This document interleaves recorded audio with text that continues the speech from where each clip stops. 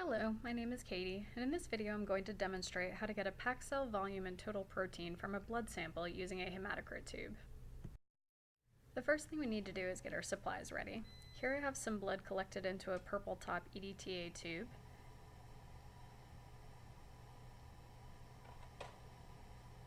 And these are the hematocrit tubes I'm going to use to run my packed cell volume total protein. I need to get 2 of these out, so I'm going to go ahead and do that now. I typically run at least 2 tubes, if not a few extra, just in case one breaks or the sample does not spin down correctly, but for this video I'm doing 2. I have some blood loaded into a 1 milliliter syringe, and I'm going to use that to slowly fill the hematocrit tubes, leaving just a little space at the end so they are not overfilled.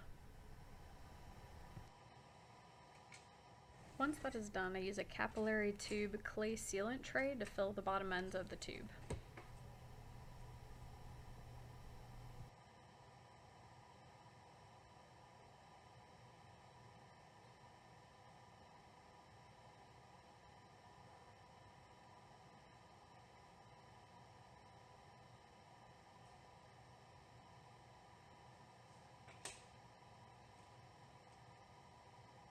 So now I'm going to repeat those steps and fill my second hematocrit tube.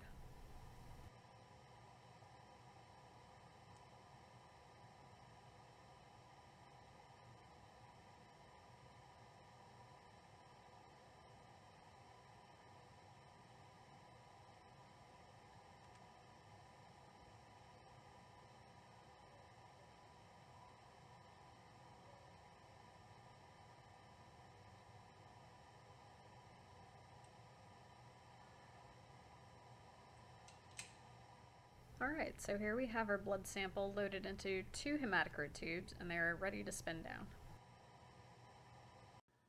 They make some pretty fancy hematocrit centrifuges now, but here we have a good old-fashioned one that works just fine. The important thing here is to make sure you are loading your sample with the clay end of the tube pointing outwards.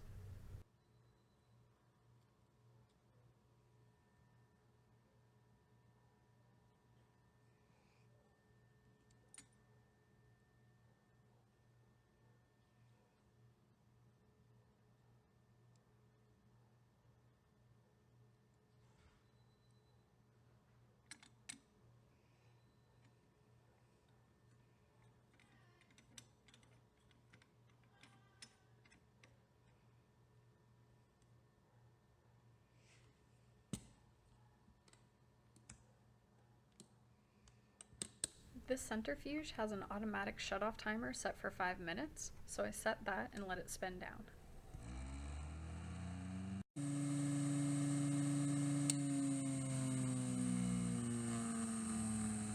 After 5 minutes, the centrifuge turns off and I wait for it to slow down and open the lid.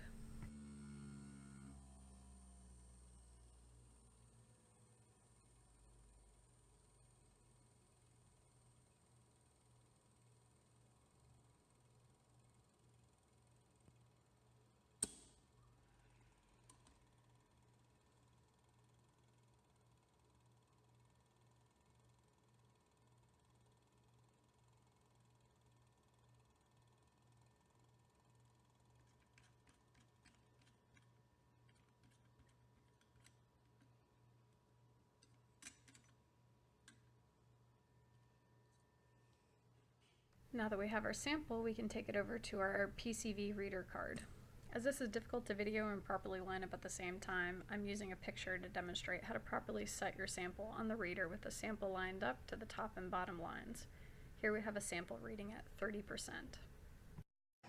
After we get our PCV reading, we can break the tube just above the buffy coat layer in the serum and gently drop the serum onto our refractometer.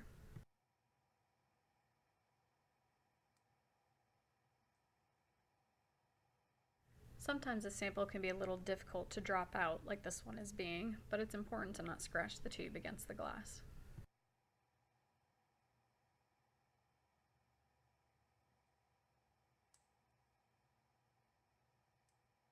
And finally, here is the view looking into our refractometer. The total protein is on the left, and the sample is measuring at 7.6.